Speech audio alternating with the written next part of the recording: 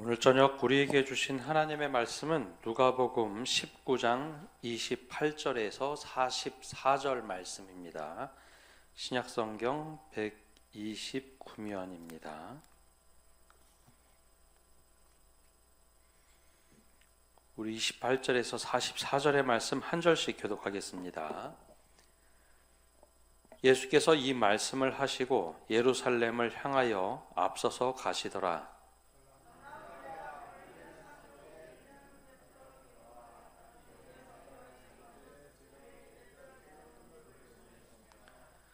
이르시되 너희는 맞은편 마을로 가라. 그리로 들어가면 아직 아무도 타보지 않은 나귀 새끼가 매어 있는 것을 보리니 풀어 끌고 오라.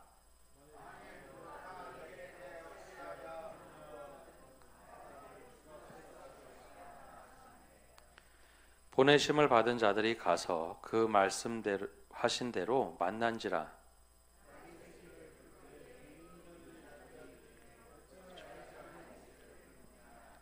대답하되 주께서 쓰시겠다 하고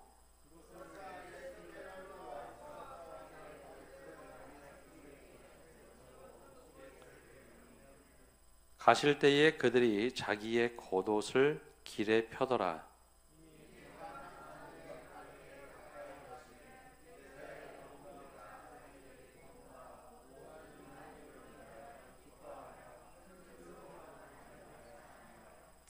이르되 찬송하리로다. 주의 이름으로 오시는 왕이여 하늘에는 평화요 가장 높은 곳에는 영광이로다 하니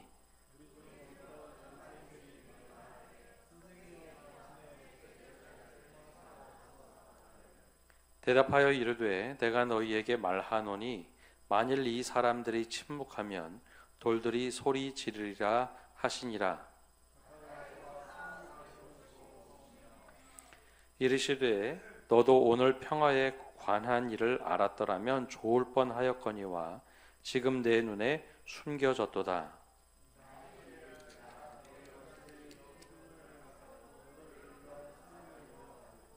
함께 읽겠습니다. 또 너와 및 그 가운데 있는 네 자식들을 땅에 메어치며 돌 하나도 돌 위에 남기지 아니하리니 이는 내가 보살핌을 받는 날을 알지 못함을 인함이니라 하시니라. 아멘. 오늘 말씀의 주제는 왕의 입성, 눈물로 가득한 평화의 길이라 라는 주제로 함께 말씀을 나눕니다. 오늘 말씀은 잘 아는 본문이죠. 예수님께서 예루살렘 성에 들어가는 길에 기록된 이야기입니다. 사람들이 옷을 바닥에 놓고 예수님이 왕의 입성처럼 환호하며 맞이하죠. 이 마태복음에는 호산나 다윗의 자손이여 막 크게 외치면서 사람들이 환호하는 모습도 나옵니다. 이 모습을 보면 영광의 순간이고 예수님이 예루살렘의 왕으로 들어가시는 굉장히 감격스러운 날입니다. 그런데 누가복음은 이 장면의 이면, 굉장히 화려하고 사람들이 호산나 다윗의 자손이여 외치는 그 뒤 이야기를, 그 뒤 이면의 이야기를 좀 기록해 놨습니다. 오히려 그 성을 보시고 예수님이 들어가신 후에 우시는 모습이 나오죠. 이게 누가복음에만 유일하게 나오는 말씀입니다. 그래서 영광의 입성처럼 보이긴 하지만 눈물로 가득한 평화의 길이었다라는 것을 보여줍니다. 근데 예수님께서 왜 이런 행동을 하셨을까라는 겁니다.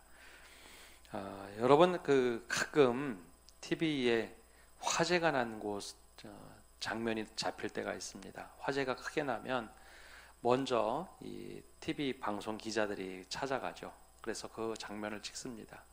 근데 그 모습을 보면 정말 분주하게 소방관들이 왔다 갔다 하면서 불을 끕니다. 근데 가끔은 이런 장면이 잡히죠. 사람들 나와서 막 우왕좌왕 하는데 저 안에 사람이 있다고 막 그런 얘기를 하면 소방관들이 가만히 이렇게 쳐다만 보던가요? 가끔은 그럴 때가 있어요. 이게 저 안에 사람이 없다는 거 다 확인했는데 사람들이 막 얘기할 때는 가만히 있습니다. 그런데 아내 탐색이 끝나지 않았는데 가족이 와서 막 울면서 저 안에 우리 아이 있다고 빨리 가서 살려야 된다고 하면은 소방관들이 본능적으로 먼저 몸이 나갑니다. 먼저 그 건물 안에 들어가서 혹시 잔류한 아이는 없는지 찾아보죠. 그래서 그때 예전에 한 영상에서 그 모습을 본 적이 있습니다.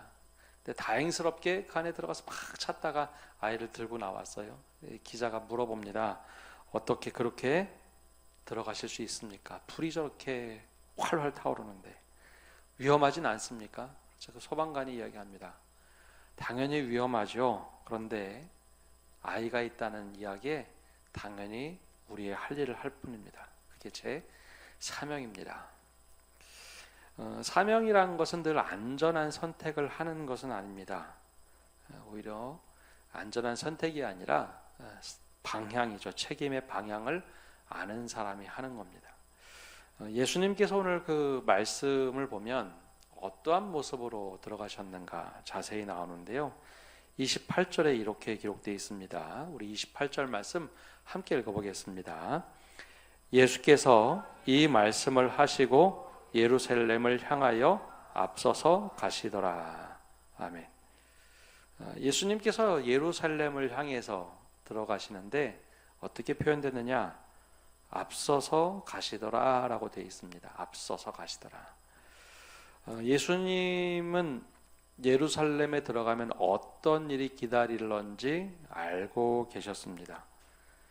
그래서 예루살렘에 들어가면 처음에는 환영처럼 보이지만 바로 뒤에 배신이 있을 것이고, 왕처럼 지금은 막 추대하지만 왕관이 아니라 가시면류관이 기다리고 있고, 왕위의 보호자가 아니라 십자가가 기다리고 있다는 것 알고 계셨습니다. 근데 예수님은 그 길을 피하지 않으셨죠. 오히려 속도도 늦추지 않고 그대로 가십니다. 제자들이 물어볼 때 아직 때가 아니다라고도 말하지 않으셨습니다. 그 앞서서 초창기에는 아직 내 때가 안 됐다라는 이야기를 하셨지만 예루살렘에 들어가실 때는 오히려 멈추지 않고 앞서서 들어가셨다라는 겁니다. 앞서서 가시더라. 이 앞서서 가셨다, 이 간다라는 표현이 헬라어로 어떤 뜻이냐? 그냥 걸어가다라는 뜻도 있지만 하나님이 정하신 길을 가다라는 표현을 쓸 때 씁니다. 그러니까 내가 원해서 가기보다는 하나님이 이 길을 가라고 다 마련해 놓으시면 그 길을 가시더라. 그게 바로 앞서서 제자들을 이끌고 그 길을 가셨다라는 거죠. 알고서 사명을 감당하는 겁니다. 여러분, 내 상황을 딱 분석해 보니까 이러면 안 되겠다, 내게 큰 화가 있겠다, 그걸 회피하면 그건 사명이 아니라 그냥 내가 알고 있는 상식이 되어버립니다. 근데 하나님의 역사는 아무런 일이 일어나지 않습니다.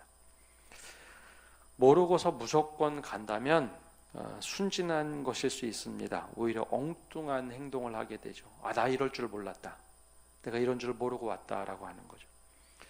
내가 하고 싶은 일을 하면서 사명이라고 생각하면 오히려 교만한 사람이 됩니다. 내가 아닌지 알면서, 내 뜻인 것인지 알면서 이걸 마치 사명으로 포장해 놓으면 사람이 교만해질 수밖에 없습니다.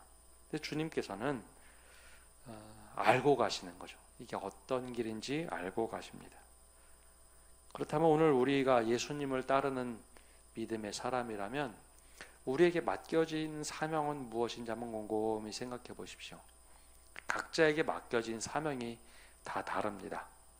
우리에게 각자에게 맡겨진 사명이 있는데 이 사명 과정에 어떠한 일이 있을런지 우리가 짐작할 수 있는 것이 있는데, 그때 우리는 어떤 선택을 하고 있습니까? 오늘 예수님께서 이 앞서서 가시면서 우리에게 질문을 던지십니다. 우리에게 맡겨진 사명은 무엇이고 그 길을 제대로 가고 있는지. 두 번째, 예수님은 예루살렘 성에 들어가실 때 사람들이 준비한 왕의 입성을 하지 않습니다. 세상의 방식이 아니라 하나님의 방식을 따릅니다. 오늘 말씀 30절과 31절을 보면 이렇게 기록되어 있습니다. 우리 함께 읽어보겠습니다. 이르시되 너희는 맞은편 마을로 가라. 거리로 들어가면 아직 아무도 타보지 않은 나귀 새끼가 매어 있는 것을 보리니 풀어 끌고 오라. 만일 누가 너희에게 어찌하여 푸느냐 묻거든 말하기를 주가 쓰시겠다 하라 하시매. 아멘. 자주 말씀드리지만 예수님의 시대는 로마의 시대입니다. 로마가 유럽과 소아시아를 지배하던 시대입니다. 그래서 그 시대를 보고 팍스 로마나 로마의 평화의 시대라고도 부르고, 또 우리 속담에 그런 말이 있죠. 로마로 가면 어떻게 하라고요? 로마에 가면 로마의 법을 따르라. 그게 바로 이 시대에 나왔던 속담입니다. 근데 이제 당시 로마가 전 세계를 지배를 하는데 각 도시마다 전쟁에서 승리하면 아주 굉장한 로마 군인 입성 퍼포먼스를 합니다.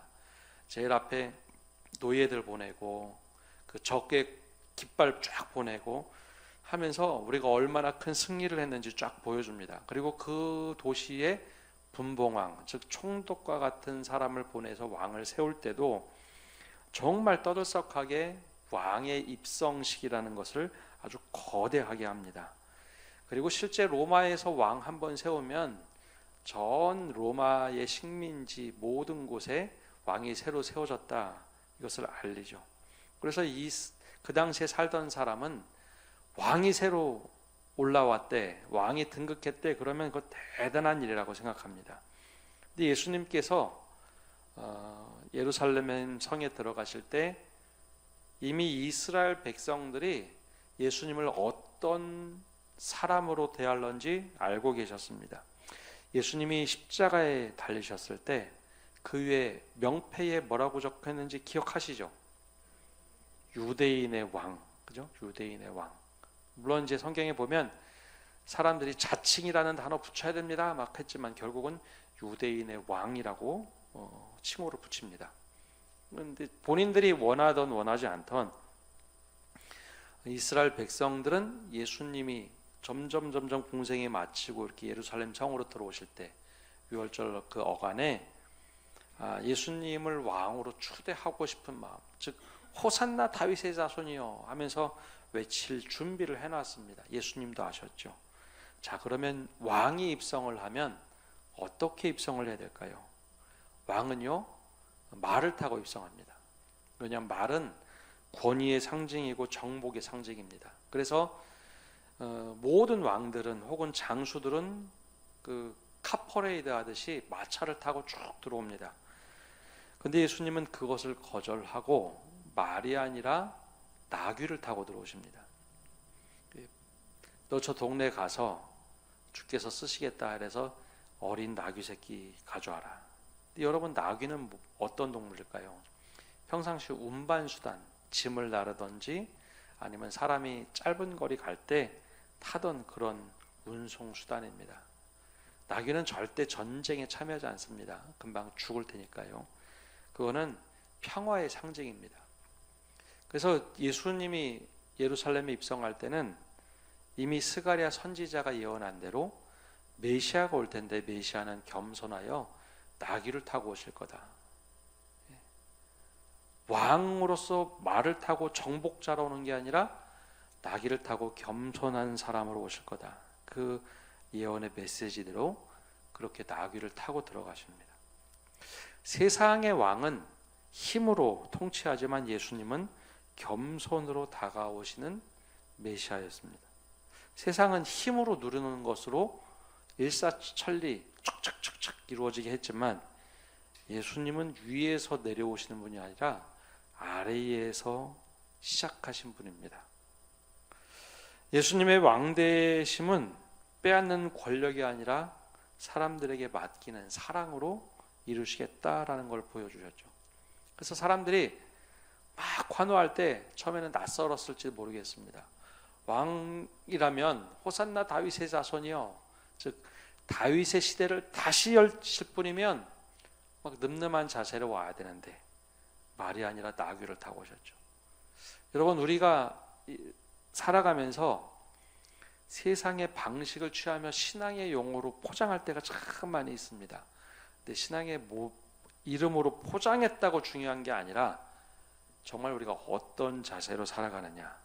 예수님은 철저하게 세상의 방식이 아니라 하나님이 원하시는 길을 그대로 가셨다는 거죠. 우리에게도 도전을 합니다.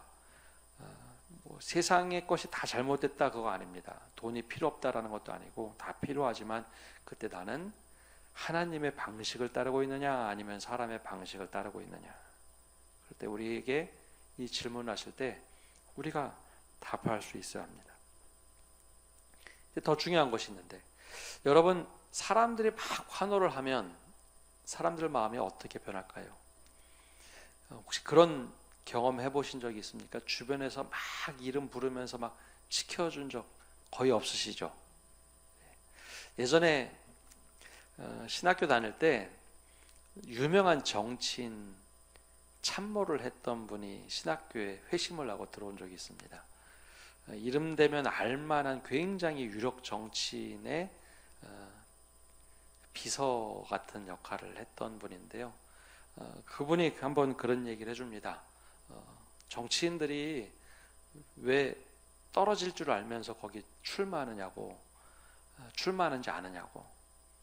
그런데 그 이야기를 해주는데, 떨어질지 알고 출마하는 사람도 정치적으로 있지만 실제로 주변에서 너무 환호를 하기 때문에, 요즘처럼 인터넷이 발달하지 않은 시대, 한 30년 전 그쯤만 하더라도 주변에 있는 사람 100명, 200명 혹은 1000명 정도가 막 환호하면서 당연히 될 거라고 막 부추기면 사람이 붕 뜬답니다. 사리 분별이 되지 않는데요. 그래서 당연히 자기가 될 거라고 생각을 하고 출마를 한다고 하죠. 그리고 출마하고 나서 실제로 딱 열어보니까 1등과 2등 격차도 아니고 3등 정도 했다. 그런데도 이 대선에 나갔던 그런 사람들은 실제 기자회견 할 때, 요즘은 그런 얘기 안 하는데요, 예전에 한 30년 40년 전에는 떨어지고 나면 뭐라고 얘기하느냐, 뭐가 잘못된 것 같다.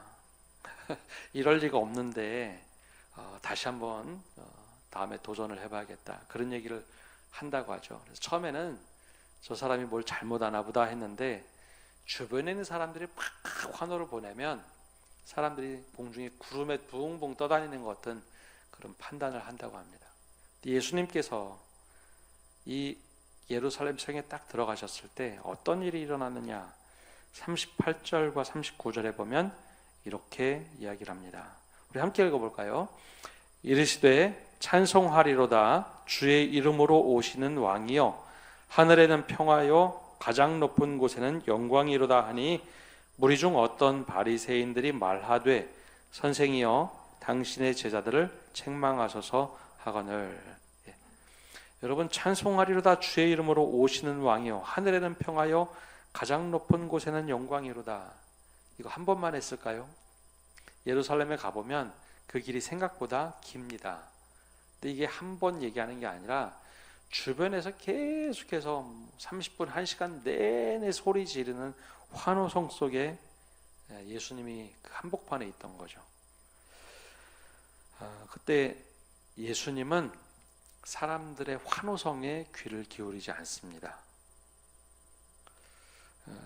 예수님은 그 사람들의 환호성에 관심을 갖는 게 아니라 하나님께서 예수님께서 원하는 일에 관심을 갖습니다. 사명이라는 것은 주님께서 원하시는 일을 하는 거지 내가 하고 싶은 일을 하는 게 아닙니다. 반대로 사람들의 시선을 볼까요? 그때 사람들이 왜 그렇게 예수님을 칭송하고 올렸을까요? 사람들이 기대하는 바가 있었습니다.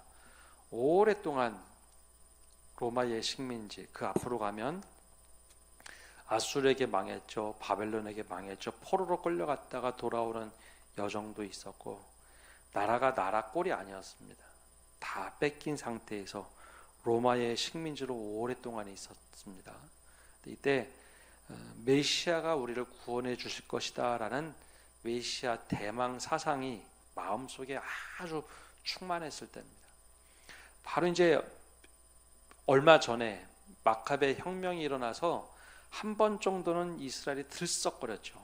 우리가 이제 혁명으로 바꿀 수 있나 보다. 근데 그것도 무너졌습니다. 이제 다음에 누가 나온다면 이제 우리가 로마로부터 독립할 수 있는데, 근데 그때 예수님이 공생애를 시작한 거죠. 그래서 수많은 사람들은 기대하는 바가 있었습니다. 다윗의 시대를 재건할 분이 바로 이분이다. 지금 말씀하시는 것뿐만 아니라 사람들 병든 자를 고치고 귀신을 내쫓고 하나님 말씀을 가르치는 걸 봐서는 이분이 진짜 우리가 기대하는 메시아, 로마로부터 독립을 하고 다윗의 왕가를 재건해서 물리적으로 유대 땅을 새롭게 회복시킬 왕으로 생각한 거죠. 그래서 막 그렇게 예수님을 호산나 다윗의 자손이여 하면서 외쳤던 겁니다. 근데 예수님이 그 사람들이 외치는 이야기에 관심을 두지 않았습니다. 하나님의 뜻에 관심을 뒀죠. 왜냐? 그 사람들이 불과 며칠 만에 성난 군중으로 예수를 십자가에 못 박아라 라고 외칠 사람들이었다는 것을 아셨기 때문이죠. 그래서 사람들의 요구에 막 휘둘린 게 아니라 오히려 예수님은 하나님이 나에게 지금 뭐를 원하시는가, 거기에 관심을 두었습니다. 호산나 다윗의 자손이여, 혹은 하늘에는 영광이요 땅에는 평화로다. 이게 굉장히 좋은 신앙의 표현 아닙니까? 신앙의 표현. 근데 우리가 신앙으로 이렇게 잘 표현을 하면 믿음이 좋다고 우리 스스로도 착각을 합니다. 신앙의 용어, 성경의 용어를 막 말하면 우리가 거기에 착각을 할 때가 있어요. 근데 우리가 그 말씀을 가지고 어떻게 사느냐가 더 중요한데, 신앙의 용어를 잔뜩 늘어놓으면 이게 믿음이 좋다고 착각을 합니다. 예수님은 그걸 꿰뚫어 보셨죠. 십자가에 못 박으라 라고 했던 사람들이 다른 사람들이 아니라 같은 사람들입니다. 우리가 원하는 대로 되지 않으니까 돌변하더라는 거죠. 근데 예수님은 거기에 막 휩쓸리지 않습니다. 주님께서 원하시는 길을 묵묵히 가실 뿐이죠. 제자들도 마찬가지입니다. 제자들도 사람들이 막 환호성을 하기 전, 예수님이 나귀를 타고 입성을 하실 때 나귀 위에 안장 대신 자기 옷을 그 위에다 이렇게 깔아놓죠. 그게 무슨 상징이냐면 왕위 즉위식이 할 때 쓰는 방식들입니다. 근데 저 안에 들어가면 사람들이 이미 소문이 막 나 있었겠죠. 예수님 들으면 우리가 환호성을 부르고 예수님을 왕으로 추대할 거다.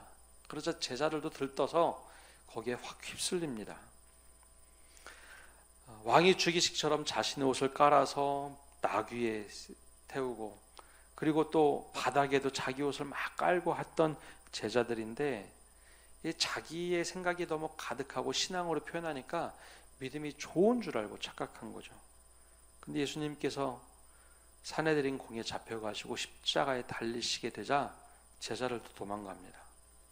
근데 예수님은 그런 것에 막 휩쓸린 게 아니라 정말 하나님께서 무엇을 원하시느냐, 바로 사명을 이루기 위해서 여기에 들어가십니다.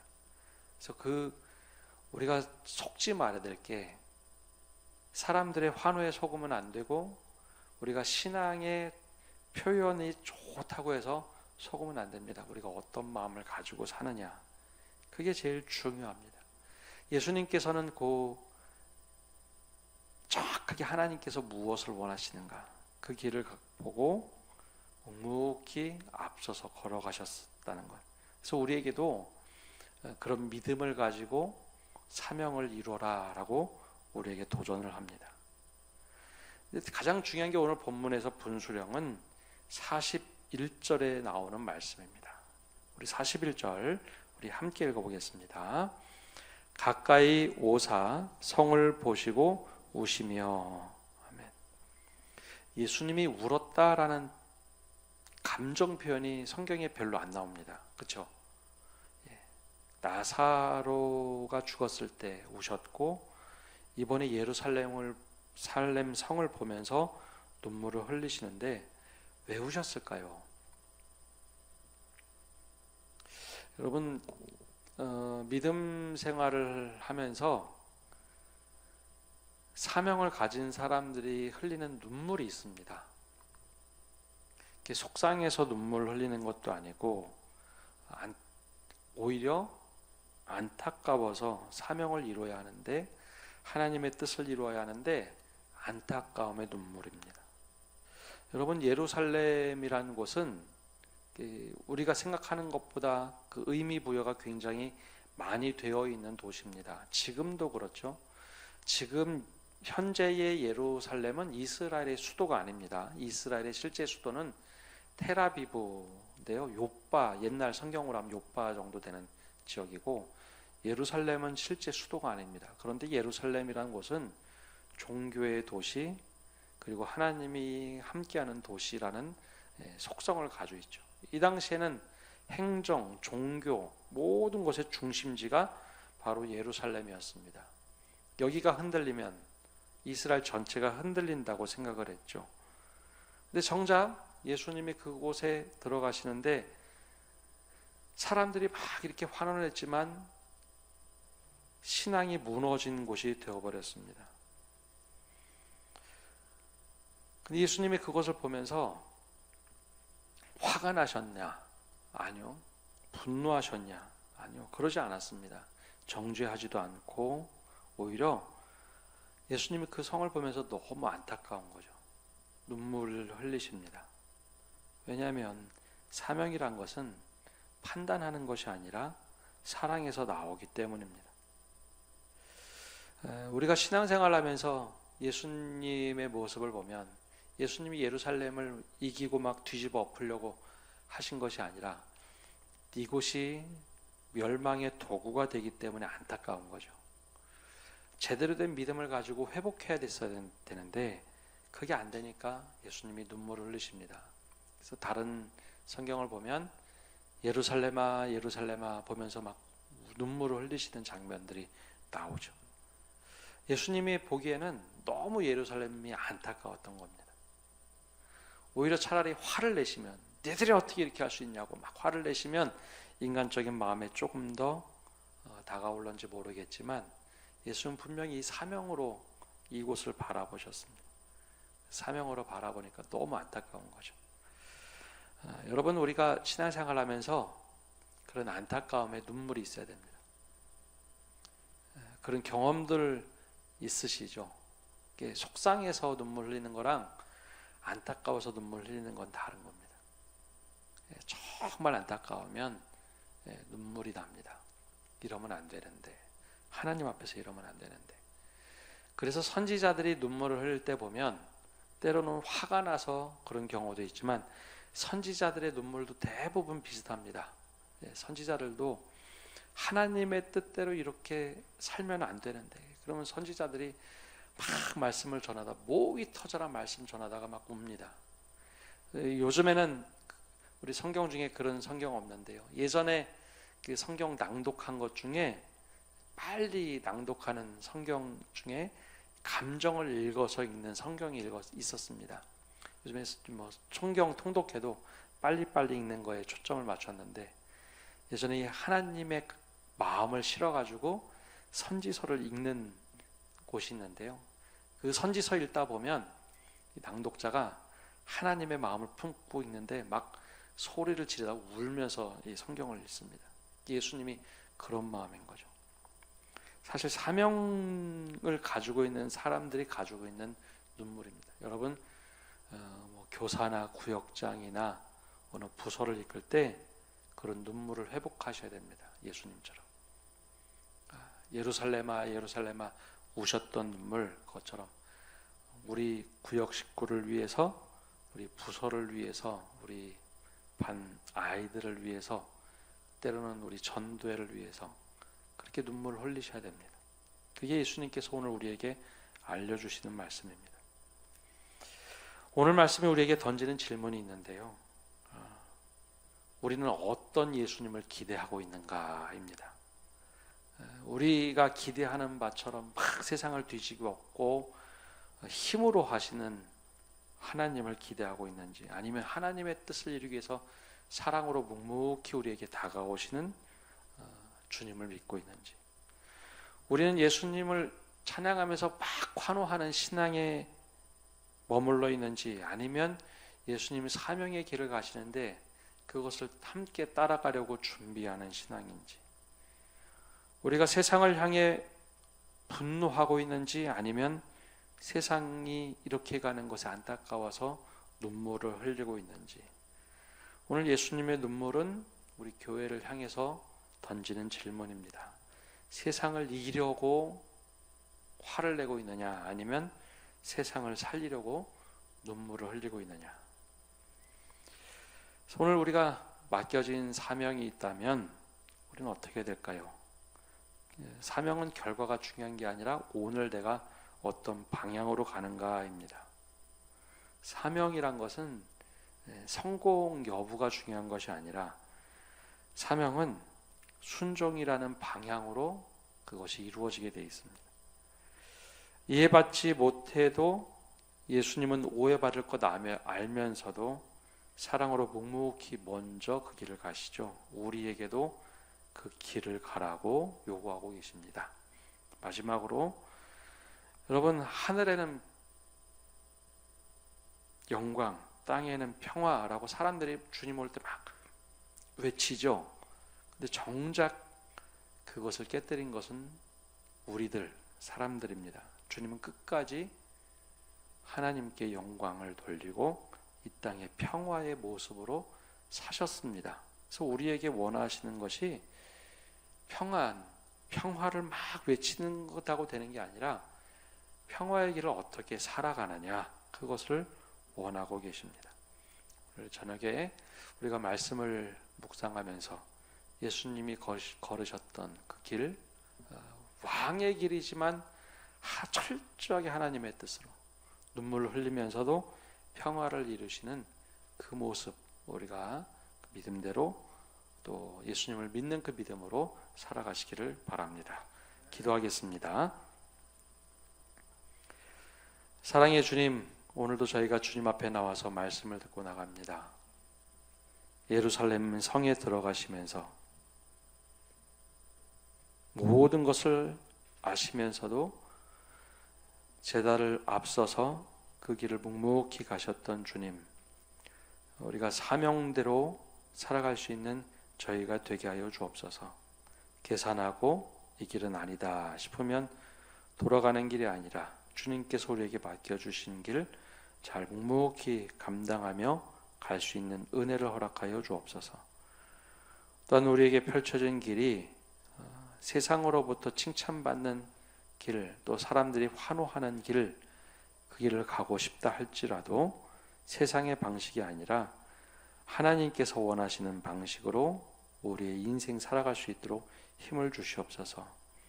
사람들이 막 환호하고 이곳이 축복이라고 하는 곳에 마음을 빼앗겨 신앙을 잃는 것이 아니라 혹시 그 속에 잘못된 것은 없는지 돌아보게 하시고 하나님의 뜻을 잘 분별하며 갈 수 있도록 은혜 내려 주옵소서. 백성의 환호에 도취되지 않고 백성의 따라오는 것에 도취되지 않고 주님께서 무엇을 원하시는지 아버지 하나님의 뜻대로 살아가셨던 예수님의 길을 잘 가게 하시고 세상을 이기는 것이 아니라 우리가 세상을 안타까움으로 눈물을 흘리며 생명을 살려내는 것으로 바꿀 수 있는 믿음과 용기를 허락하여 주옵소서. 그래 우리가 만나는 모든 사람에게 생명의 은혜를 끼칠 수 있고 생명의 복음대로 살아가는 선한 영향력 끼치는 저희가 되게 하여 주옵소서. 예수님의 이름으로 기도합니다. 아멘.